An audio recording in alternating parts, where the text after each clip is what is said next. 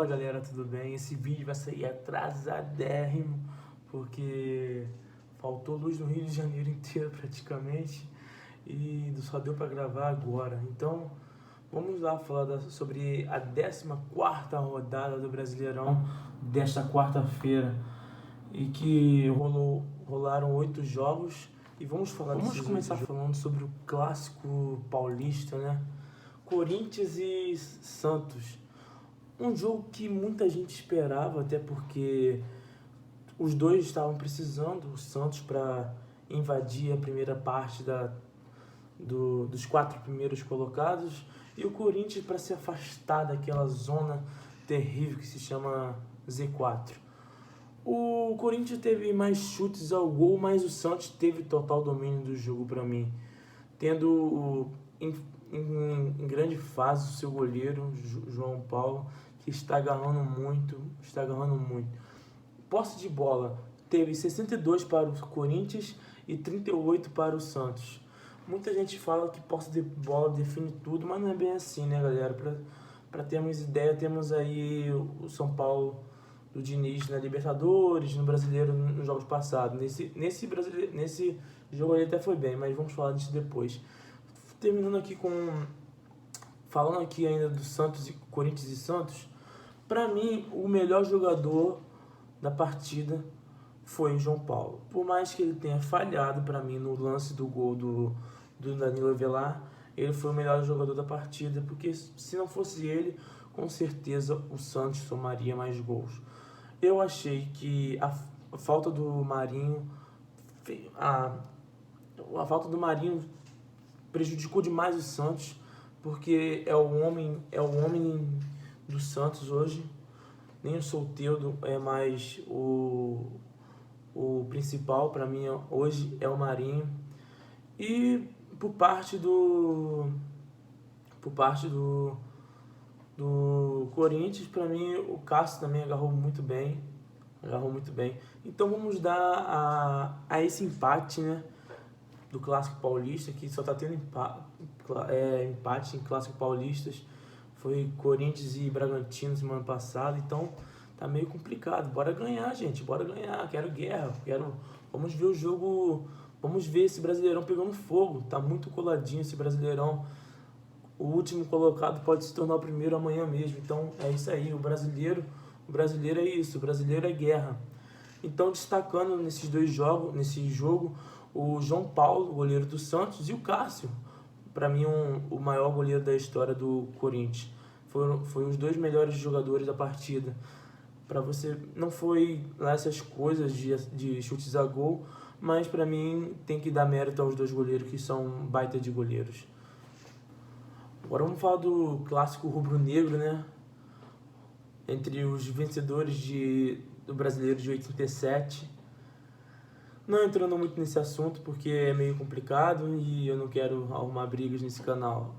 Então o Flamengo recebeu em casa o time nordestino, o Sport, e no primeiro tempo o Flamengo jogou exatamente como jogou o primeiro tempo contra o Atlético Paranaense no último jogo. Não jogou nada, podendo ter até posse de bola a mais, mas não jogando nada, finalizando pouquíssimas vezes ao gol, se não me engano foram só apenas 3, enquanto o Sport Recife finalizava mais vezes e não com mais posse de bola, mas com mais um objetivo, sabe? Marcar e contra-ataque. Então o Sport para mim jogou melhor no primeiro tempo e o Flamengo um pouco sumido, todos os jogadores sumidos, inclusive Bruno Henrique e Pedro, que são para mim hoje que estão no elenco, que o Everton Ribeiro e o Rodrigo Caio, Arrascaeta estão na seleção. Então, estão na seleção. Então, para mim esses dois no primeiro tempo estavam sumidos. Já no segundo tempo, sem nenhuma mexida, provavelmente o Domenech deve ter pegado no orelha de cada um, o Flamengo mudou completamente, veio mais para cima, começando fazendo um gol cedo com o Pedro, que foi para quem viu o gol foi lindo, o Flamengo tocou a bola, O Isla cruzou para o Bruno Henrique tocou para o Pedro e o Pedro fez o gol. O Pedro é o jogador que menos precisa de tempo para fazer gol, então isso é uma coisa incrível. O Flamengo é o segundo clube com maior gols, mas também toma muitos. Mas o Flamengo colou na segunda posição, está a 3 pontos atrás do Atlético Mineiro, com 27 pontos, que vamos falar deles daqui a pouco.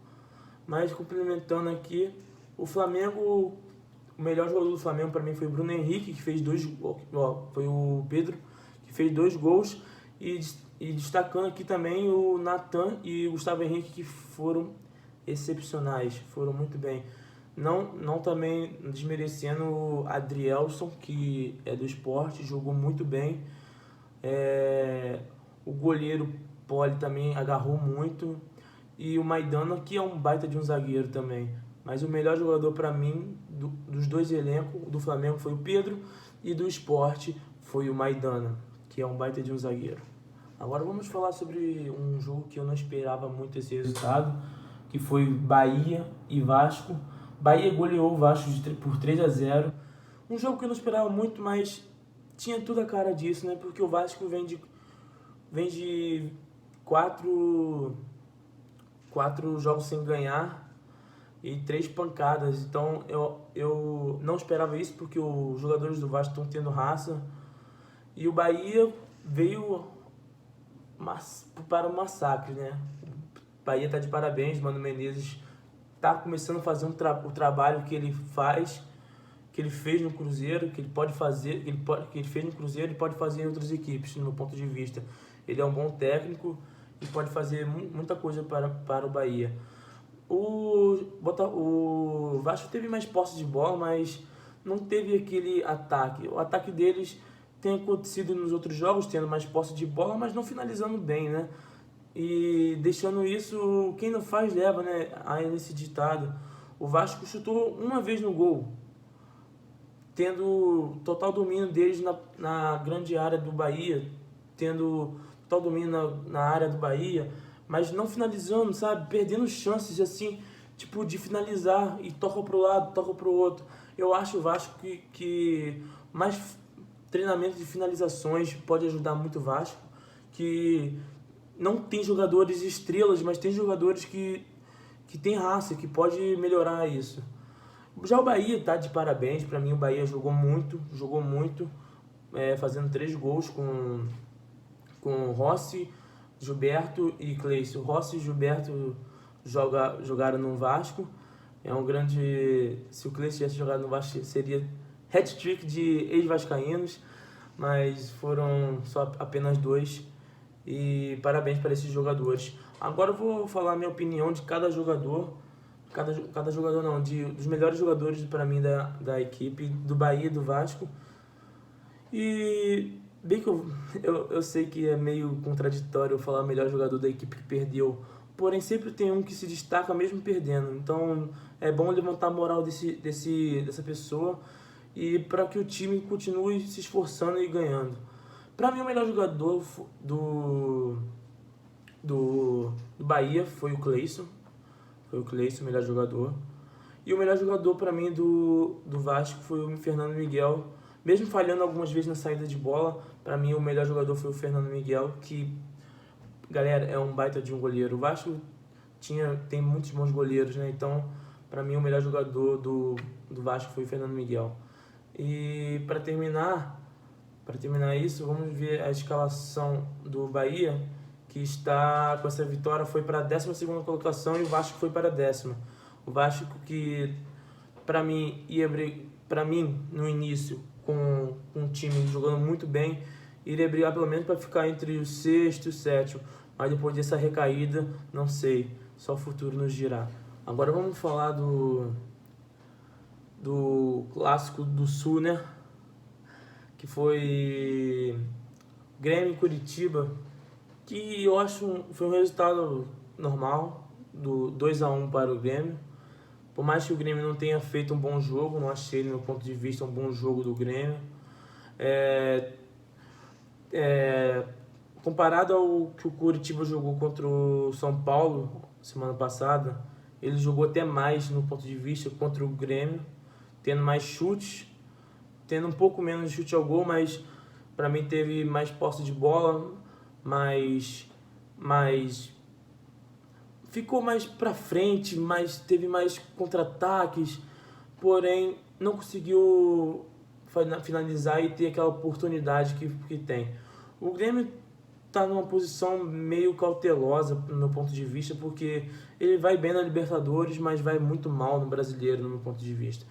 Renato Gaúcho é o maior ídolo para mim do Grêmio e tem que arrumar isso, porque a torcida do Grêmio quer ver o brasileiro também, quer ter o brasileiro, não é só Copa do Brasil, Libertadores, quer ter o brasileiro, que é um objetivo muito importante para todos os clubes brasileiros, no meu ponto de vista. Então, só brigar pelas Copas, para mim, não vale a pena.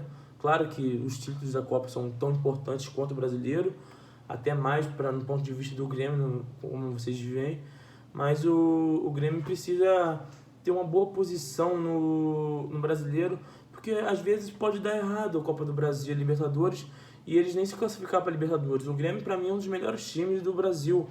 E já pensou ter um dos melhores times do Brasil? Opa, caiu, mas levantei. Já pensou ter um dos melhores times do Brasil fora de uma Libertadores? Seria até triste, porque aí daria mais moral para os argentinos, e a gente não quer isso, a gente quer os brasileiros no topo. Então, o Grêmio tem que focar também no brasileiro para ter classificação. O Grêmio hoje está em 11ª colocação, enquanto o Curitiba está na zona de rebaixamento em 18º. Curitiba é um clube que com certeza vai brigar para não ser rebaixado, como Goiás, que veio de uma derrota agora, que vamos falar sobre isso agora. Mas antes vamos falar sobre os melhores jogadores do Grêmio e do Curitiba. Que para mim, o melhor jogador do Grêmio foi o zagueiro David Braz. Mesmo tomando o primeiro gol, tomando um gol meio que bobo do Curitiba, mas o melhor zagueiro para mim foi o melhor jogador do Grêmio para mim foi o David Braz, que fez um gol meio cagado, achei meio cagado, a bola sobrou para ele ali, ele fez o gol, não estava impedido. E para mim o melhor jogador, assim, o menos ruim do Curitiba foi o Robson Fernandes. Não fez muita coisa assim também, mas foi bom. O Hugo Moura também é um moleque jovem, vem vindo jogando bem e tem muito futuro se ele continuar no Curitiba. Como eu disse, vamos falar agora de Goiás e Fluminense, que, cara, por incrível que pareça, foi o melhor jogo do Brasileirão de quarta-feira, né? Essa 14ª rodada. Foi o melhor jogo, com chutes ao gol teve 8 chutes ao gol, 3 por parte do Goiás e 5 por parte do Fluminense. Foram poucos, sim, mas a movimentação do jogo foi muito boa. O Fluminense ia para lá, fazia gol, o Goiás vinha e fazia gol. Destacando a grande atuação do He-Man, Rafael Moura, fez uma grande atuação, homenageando a mãe dele nos 2 gols. E parabéns, Rafael Moura. Deve ser muito difícil perder alguém tão próximo assim, eu sei como que é. E esses 2 gols foram muito bonitos e muito bem por ter homenageado ela. Ela tá te olhando lá de cima, tá, meu cara? Mas o Fluminense teve total dominância, assim. Mesmo sendo um jogo muito equilibrado, o Fluminense teve 5 chutes contra 3 do Goiás, que o Fluminense poderia ter chutado mais vezes ao gol, por conta... É o que falta no brasileiro, finalização, galera. Os brasileiros deveriam treinar muito finalização, porque tá faltando isso, chegar na frente do gol e chutar no gol, não para fora. O Fluminense perdeu muitas chances assim e poderia ter ganhado demais. O resultado foi 4-2, sendo que poderia ser 5-4, 6-5. Foram chances demais desperdiçadas. E o Goiás, como eu disse, está na zona de rebaixamento, é o último colocado com apenas 9 pontos e se vê numa situação muito complicada, porque em 19º tem o Bragantino, que tem um time bom, qualificado, que pode se dar bem no campeonato. Tem o Ceará, que é um time que não tem muita história assim no Brasileirão, mas que pode construir. E 16º e 15º são times muito famosos no Brasileiro, Atlético Paranaense e Botafogo. Então a situação do Goiás é muito difícil. Sei que ainda para eles é a 11ª rodada, porque só jogaram 11 jogos, mas a situação do Goiás é muito difícil e é um candidato fortíssimo a ser rebaixado, no meu ponto de vista. Já o Fluminense deu um pulo, né? Tá na 6ª colocação, passou o Vasco, que são grandes rivais, passou o Vasco. O Fluminense tem tudo para ter uma colocação entre 10º e 7º colocado. E eu acho que o Fluminense não vai para Libertadores, porque o time é um pouco experiente demais. Então vamos ver isso no futuro. Mas toda sorte do mundo para as duas equipes. Que o Goiás saia e que o Fluminense se classifique para algo importante. Agora vamos falar do São Paulo, do Dinizão, né? São Paulo veio diferente, né? Contra o Dragão. O Dragão vinha ganhando dos cariocas, ganhou de 3-0 do Flamengo, ganhou do Vasco com gols de Kaiser e eliminou o Fluminense. Mas o São Paulo não é carioca, então o São Paulo foi lá e ganhou de lavada do Atlético Goianiense 3-0 com 25 chutes do São Paulo contra 15 do Atlético Goianiense. O São Paulo, para mim, teve mais chances de fazer mais gols, mas, como eu disse, o brasileiro não treina a finalização, só pode. Eles perdem muitos gols. Eu não entendo o brasileiro, perdem muitos gols. São Paulo poderia ter metido 6-7-0 no Atlético Goianiense. O problema é finalização. Agora, falando do Atlético Goianiense, vamos falar também sobre defesa do Atlético Goianiense. Vocês tocam a bola muito no meio campo e a defesa fica muito aberta. E isso faz o contra-ataque do São Paulo gerar em gols. Foi o que o River Plate não deixou fazer. O River Plate, a marcação do River Plate lá atrás foi muito fechadinha e o São Paulo não conseguiu atacar nisso. Então ficou muito perdido o São Paulo no jogo contra o River Plate. Já contra o Dragão, o São Paulo conseguiu achar espaço e conseguiu fazer os gols. O melhor jogador para mim do São Paulo, cara, o Brenner, que fez 2 gols. E também dá uma moral pro Thiago Volpi, que tá agarrou muito esse jogo, né? Nos outros jogos nem tanto, mas agarrou muito nesse jogo. E claro que vamos dar uma moralzinha pro Atlético Goianiense. Vamos dar uma moralzinha pro lateral direito, Dudu, que tem tudo para treinar mais e ser um bom lateral direito, como já é e como vai ser. E vamos falar sobre a escalação do Atlético Goianiense e São Paulo. O São Paulo está na 3ª colocação com 23 pontos, 4 a menos que o Atlético Mineiro. E o Atlético Goianiense está em 14º. Eles têm um fato para zoar a equipe rival deles, né? O Goiás, que está na zona de rebaixamento. Então, eu acho que o Atlético Goianiense também briga para não ser rebaixado, mas vem ganhando alguns jogos que me surpreendem e surpreendem todo mundo. E vamos tacar para frente, que o futebol brasileiro é complicado demais de ser falado agora. Só o futuro nos dirá. O brasileiro está com muito resultado que é estranho para mim, que às vezes eu não entendo, cara. O Botafogo ganhou de 2-1 da grande equipe do Palmeiras, que pensei que ia ficar invicto o campeonato todo, só empatando, ganhando pouquíssimos jogos, perdeu. O Botafogo teve muito menos posse de bola, muito menos chutes, mas teve mesmo chute a gols. Por quê? A finalização, galera. Vocês têm muito chute, mas a finalização no gol é fraca. E isso põe em conta muito na zaga do Botafogo, que tem um cara chamado Benevenuto, que é um cara exemplar na zaga. O cara é um gênio. O cara é um bom jogador. E pra mim falta um jogador desse no Palmeiras, que poderia ser do Palmeiras. Falta um jogador desse. A zaga do Palmeiras é muito boa, mas às vezes dá uma recaída e não fica sendo tão boa assim.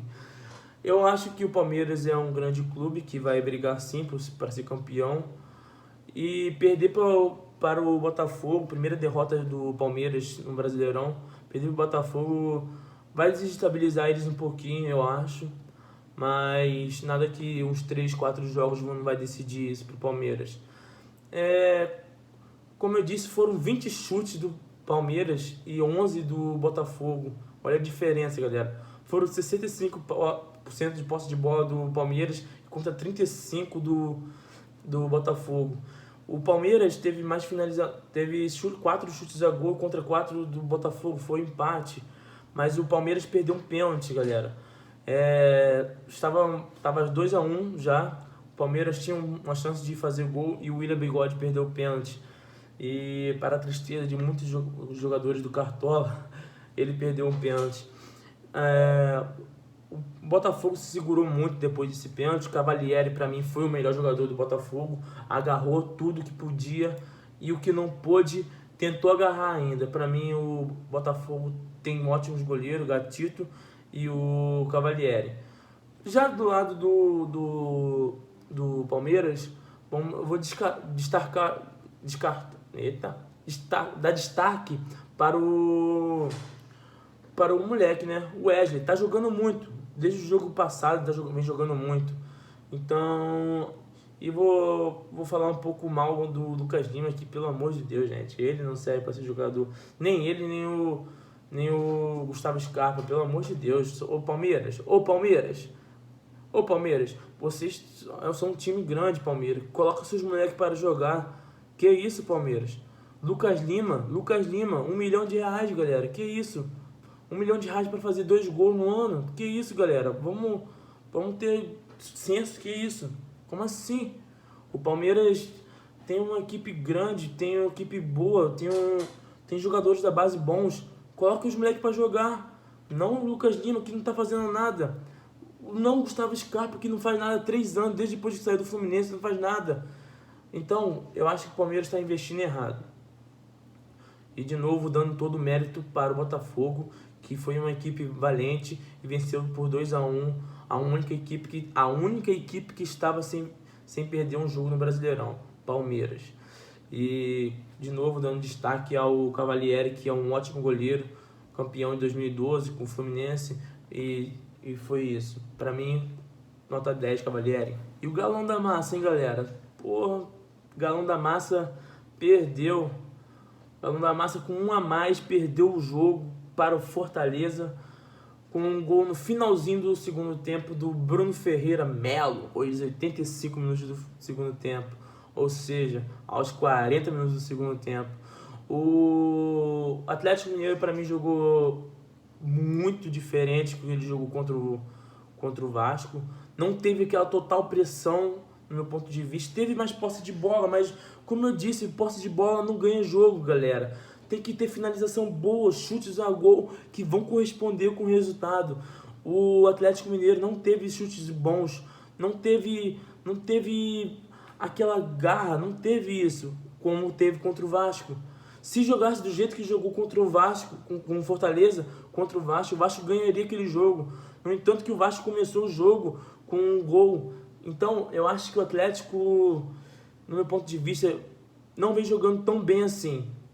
Mas como ganhou de 4-1 do Vasco, vão enaltecê-lo. Mas, galera, ele não é um time que vai brigar 100% assim. Vai ser um time que vai brigar, mas tem times melhores, que vão com certeza brigar por mais, como Palmeiras, Flamengo e São Paulo, que querendo ou não vai vir agora com tudo no Brasileiro, já que foi eliminado da Libertadores. Eu acho que o São Paulo é um ótimo técnico. Eu com certeza queria um São Paulo no meu time, mas o São Paulo ele tem mudanças assim que não fazem sentido. Ele muda o time diariamente e não faz sentido, como deu muita besteira. O Santos podia ter sido campeão no passado, não foi por causa das mudanças diversas do São Paulo às vezes. perdia jogo bobeira, como perdeu já são 3 jogos contra o Rogério Ceni e 3 derrotas para o Rogério Ceni. Então é muito complicado isso. E o Atlético Mineiro, se continuar assim, vai decair, e com certeza o Flamengo, São Paulo ou Palmeiras vão tomar o lugar. Além do Inter também, que vem bem, mas é outro que eu acho que não briga para ser o melhor time do Brasileirão. Então, galera, esse foi o vídeo. Espero que vocês tenham gostado. E eu tô tentando cada vez mais melhorar. Eu sei que eu sou um pouco envergonhado, mas eu tô tentando melhorar isso. E é uma coisa que eu venho aprendendo desde o ano passado com aulas de teatro. E eu tento melhorar cada vez mais. Se vocês puderem colaborar com esse vídeo, dando like e compartilhando e comentando aqui suas opiniões, que são muito importantes para mim. E de fato cara, eu fico muito grato por comentário, dando moral. Isso é muito satisfatório para mim. E espero que vocês tenham gostado desse vídeo. Um vídeo muito do nada assim, porque já tá tarde demais e o Rio de Janeiro tá calor, chovendo e faltando luz. Então é um vídeo em cima da hora e espero que vocês gostem. Tamo junto.